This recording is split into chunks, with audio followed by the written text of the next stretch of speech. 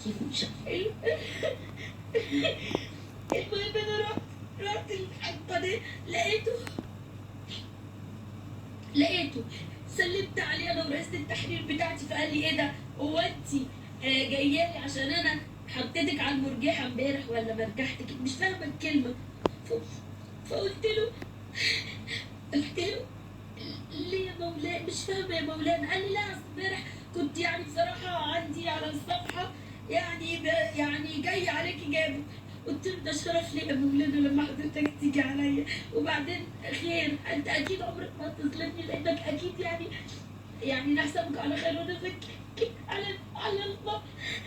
لقيته لقيته بيقول لي لا بس اللي انت قلتيه مع بسمه. قلت له ده كل الناس بتسالني، لا حد فكر ان في مونتاج معمول عشان يتعمل ترند. ايه نص الكلام كان مقطوع. وغير كده انا كنت قاعده، لو سالتوني انت كنت مبلمه ليه اقول لكم لقيته بيقول لي لا بس اللي انت قلتيه مع بسمه. قلت له ده كل الناس بتسالني، لا حد فكر ان في مونتاج معمول عشان يتعمل ترند. ايه نص الكلام كان مقطوع.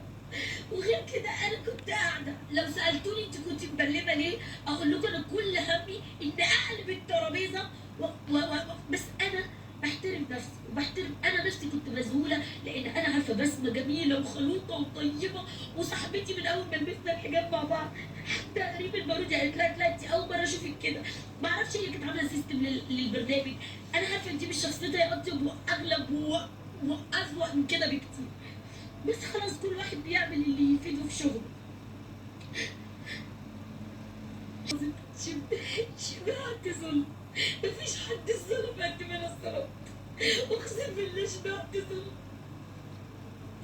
المشكلة انا كنت مرضى بأي حاجة، ظلمتوني بمليون موضوع، لكن توصل لحد شرفي وعرضي، شرفي وعرضي وشرف ابني شيخ يطلع يقول ان انا زانية.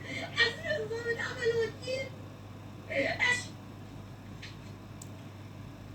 اهو اتطلقت 96 17 96. اتجوزت بعدها اسيب الجواز بعد بقى. انا اتطلقت 96، قعدت كام سنه عشان المحلل، عشان المحلل اللي انا باخده يومين. يا شيخ يا شيخ اتق الله، ده انت هتقف بين ايدين كريم عظيم هيسالك والناس بتاخد منك العلم وبيسال